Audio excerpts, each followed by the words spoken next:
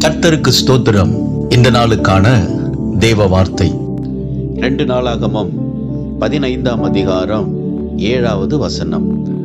உங்கள் கிரியைகளுக்கு பலனுண்டு.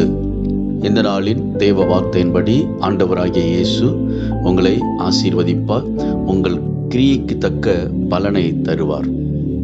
பரித்திமேயு குருடன் பார்வை அடைய வேண்டும் என்று அவன் முயற்சி செய்தான், செயல்பட்டான், ஆண்டவரை தேடினான்.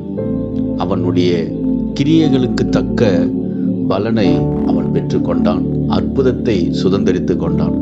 அன்பானவர்களே, உங்களுடைய தேவைகளுக்காக ஜெபத்தோடும் விண்ணப்பத்தோடும் தேவனை தேடுங்கள்.